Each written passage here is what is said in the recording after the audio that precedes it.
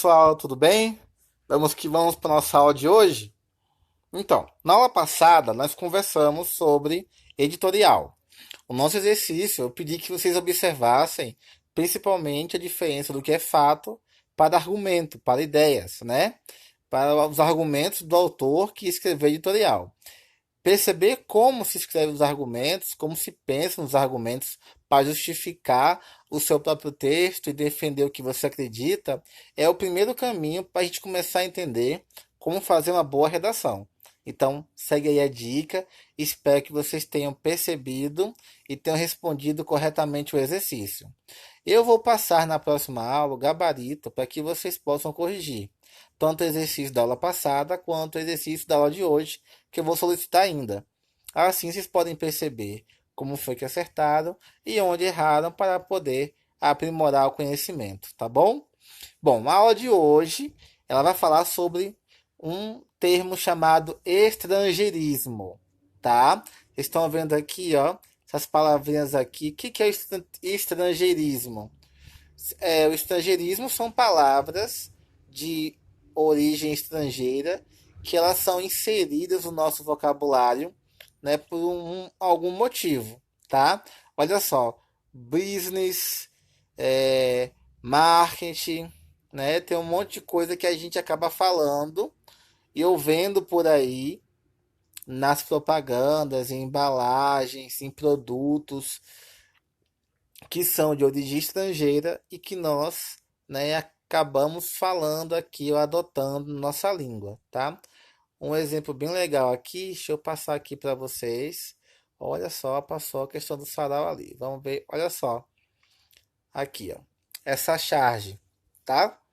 Tem o notebook, tem o tablet, tem o iPad, tem o MP3, tem o pendrive, banda larga. Pai, o que vocês usavam antigamente? Aí o pai respondeu aqui, o cérebro, né? Olha o tanto de coisa que tem para poder pensar e guardar e aprender e armazenar. Antigamente, realmente, as pessoas só usavam o cérebro porque não tinha esse material que facilitava a aquisição do conhecimento.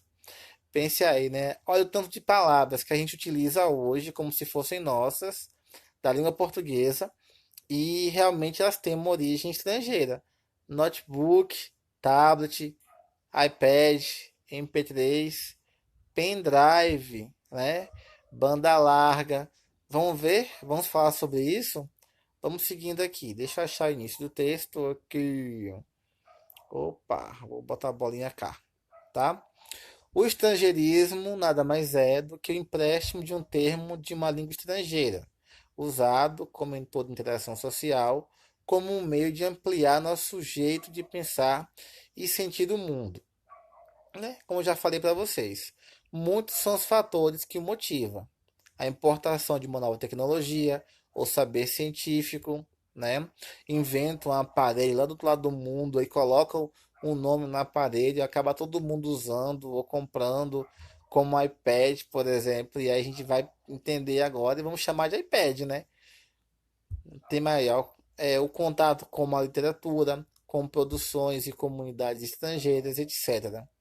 Em sua maioria, mas não só, ocorrem pela ausência de signo equivalente na língua de chegada.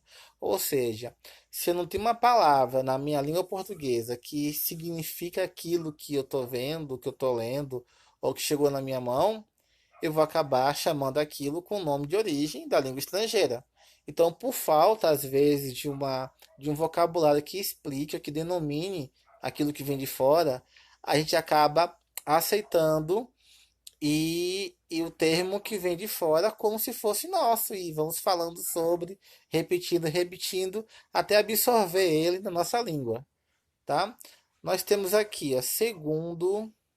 Tá, tá, tá, só um minutinho aqui. Segundo Maria T.G. Birdman, podem ocorrer três tipos de estrangeirismo. Vamos dar uma olhada.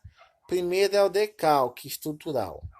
O que é o decalque? Quando importamos um molde estrangeiro, mas usamos vocabulário próprio para traduzir. Neste caso aqui, a palavra que vem de fora, a gente permanece com o que ela significa, porém só traduz para o nosso vocabulário. Aqui em cima, ó, skyscraper. Eu espero que seja assim que se soletra isso, que se fala, né? Que se pronuncia, skyscraper. Me corrija aí se eu estiver errado. Vai lá, o Ana vai brigar comigo se eu estiver falando errado com vocês. Mas vale bem. O que é skyscraper? Né? Sky é céu e craper é prédio, né? Então a gente colocou aqui, ó, arranha-céu. Tá vendo? Creeper é prédio ou alguma coisa que arranha, não sei. Mas não tem de inglês, gente. Mas aqui é óbvio que o que significa aqui está traduzido em português, tá? A diferença é que a gente permanece na nossa língua o que está escrito lá, tá bom? Eu não sou muito bom de inglês, não, tá? A gente tenta o português, a gente estuda para isso, tá? Olha aqui um outro exemplo melhor que todo mundo pode entender, tá? Hot dog, tá? Permanecemos, hot, quente, dog, cachorro. Permanecemos aqui com a mesma coisa, cachorro quente.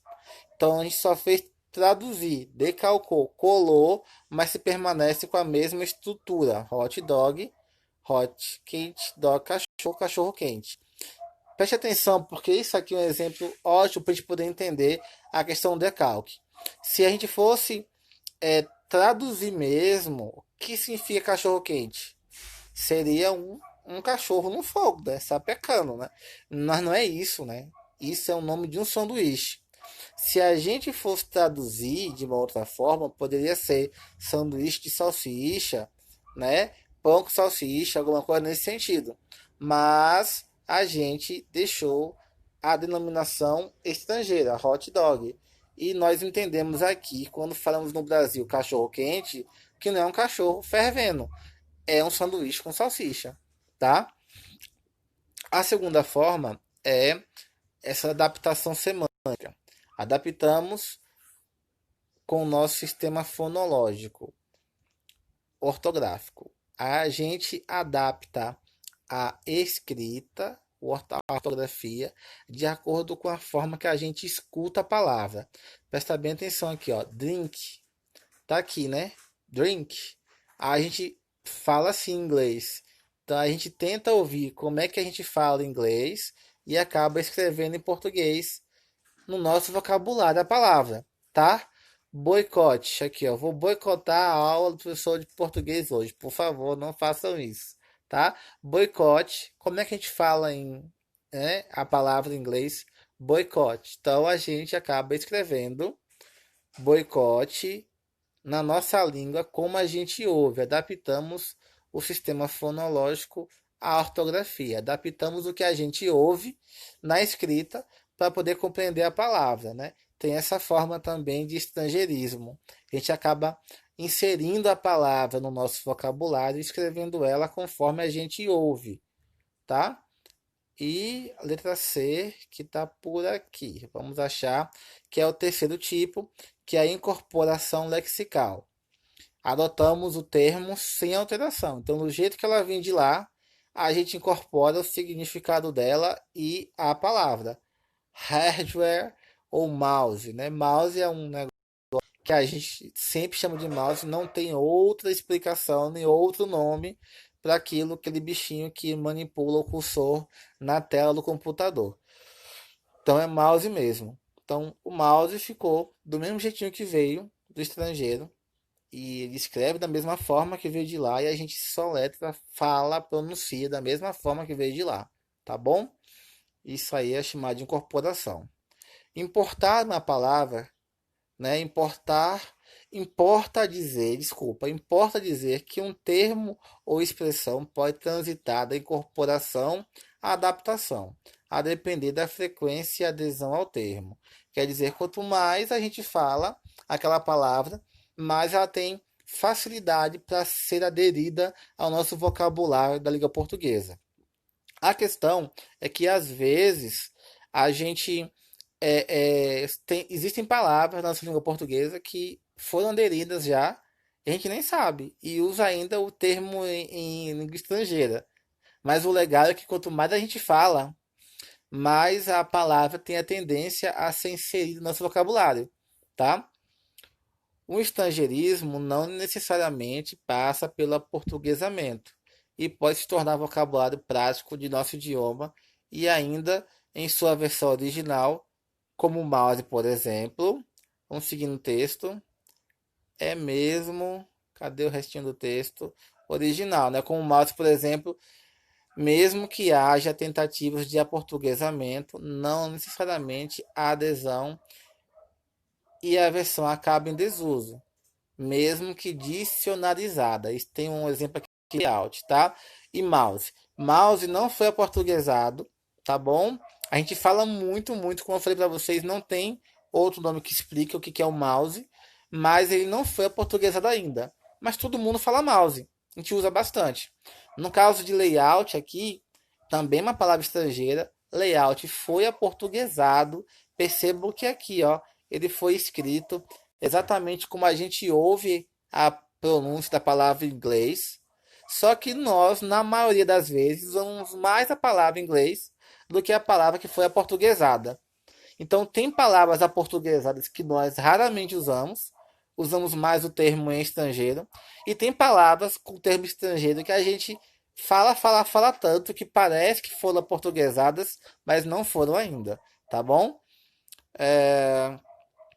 Um outro fator é porque a língua não é fato isolado, mas como diria Labov, que é um estudioso também em linguagem, um fato social, um dos fatores para a manutenção dessa forma original é o status que os termos trazem junto de suas ciências. Que é isso aí, né? Labov está falando aqui que o que faz a pessoa preferir falar a língua no estrangeiro do que falar a língua, a palavra, né, no sentido aportuguesado. Porque para algumas pessoas, talvez falar a, a palavra no estrangeiro, ela dá um teor de falar chique, que você é mais intelectual, que você é mais inteligente. Né? Então ele diz isso, né? Que às vezes dá um status maior para a pessoa quando ela fala a palavra no vocabulário estrangeiro. Dá a ideia de ser inteligente, entendeu? É o que ele diz. Eu acho que o nosso português é muito bonito. Nós temos palavras de várias línguas inseridas no nosso vocabulário. Então, tem muita coisa aportuguesada mesmo. Por exemplo, como nosso país foi um país de colonização mista, veio gente de todo canto do mundo, nós temos palavras aportuguesadas de quase todo planeta aí. Por exemplo, ó, nós falamos muito abajur, ao biquinho, abajur, lingerie, que são palavras francesas. Kibe, óbvio que é árabe. Então, entre outras coisas aí, nós temos um monte de palavras inseridas de estrangeirismos na nossa língua que elas têm origem em diversos países. Claro que a maioria ela tem a influência do inglês, mas tem outros países também. Então, às vezes você falar o termo no estrangeiro pode conotar uma chiqueza maior, né, um status de intelectualidade, mas eu ainda prefiro, modéstia à parte, o nosso bom e velho português. Quando é bem falado, a gente entende que a pessoa realmente tem um nível de intelectualidade maior ou de estudo bem maior, né? Então vamos que vamos. Vamos terminando nossa aula por hoje. Quero pedir a vocês que façam o exercício da página 45 até a página 46. É bem rapidinho e o exercício fala sobre nossa aula, que é o estrangeirismo, tá? E na próxima aula, que é a quinta-feira, na quinta-feira, a gente vai ter um encontro rapidinho para tirar as dúvidas, caso alguém tenha. Então, sugiro que vocês anotem. E eu vou também mandar o gabarito na próxima aula para que vocês corrijam o exercício de hoje e o exercício que foi feito na aula passada. Pessoal, deixando com vocês aqui exemplos rapidinho de palavras estrangeiras que foram aportuguesadas, que foram incorporadas à nossa língua portuguesa. E só que infelizmente às vezes a gente nem sabia disso e ainda continua usando o termo, né, na forma do inglês, tá? Nós temos aqui o blog, que a gente pode escrever blog, GUE, que não tem problema, tá correto, foi aportuguesada. Buffet, cowboy. Juro para vocês que eu nunca escrevi cowboy, BOI. Sempre coloquei o termo com COW, né? BOY, porque eu imaginava que não era portuguesada, mas foi sim, e a gente pode escrever cowboy. Conhaque, esse aqui eu sei que foi portuguesado. Chantilly também, todo gordinho sabe. Drink, tá? Olha aí, ó. Slide, uma palavra que eu uso muito no meu outro trabalho, mas eu acabo colocando e preferindo escrever mais slide na forma do estrangeiro, né, do inglês, do que a forma em português, mas eu posso usar dos dois jeitos. Lembrando que quando eu estiver fazendo um texto em português e eu quiser citar uma palavra que está no estrangeiro, né, uma palavra de outro idioma, eu tenho que colocar ela em itálico, tá? Se o texto for digitado. Flan, que é o doce.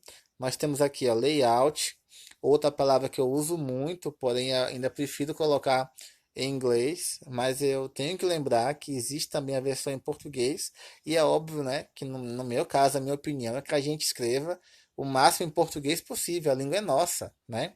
Motoboy, juro para vocês que esse daqui realmente eu não sabia que motoboy tinha sido aportuguesado. E que eu posso escrever motoboy, M-O-T-O-B-O-I e vai estar certo, né? Porque foi aportuguesado. Essa aqui eu descobri agora pesquisando junto para ver aqui as coisas para vocês. Nylon, olha aí, rally, rock, quem gosta de música, sedã, site, eu posso deixar sítio. E ticket, posso escrever ticket QETE, que vai estar certo também. Só são alguns exemplos, tem muitas palavras aí do estrangeiro que fazem parte do nosso dia a dia e a gente acaba preferindo utilizar a versão em inglês ou de outra língua por não acreditar que ela foi aportuguesada ou não saber, tá? Podemos usar os dois jeitos, já está sabendo disso. Só que só saibam que é estrangeirismo, é um caso desse, que a gente acaba sem saber por quê, tá bom? Mas agora vocês sabem, quem quiser mais saber de mais palavras é só pesquisar. Deixa aqui um like no vídeo da gente, tá? E por favor, me faça a gentileza de colocar o nome de vocês e a turma, nono ano, nome completo, que vai servir como frequência da nossa aula de hoje. Então deixe nos comentários o nome de vocês, a turma, e também dá um like aí no vídeo, tá? No mais, estou à disposição. Qualquer dúvida é só chamar no PV, no horário de aula. E a gente se vê no nosso encontro aí, na nossa próxima aula, beleza? Não esqueça de fazer exercício da página 45 e 46 do módulo de vocês. Um abraço, até mais.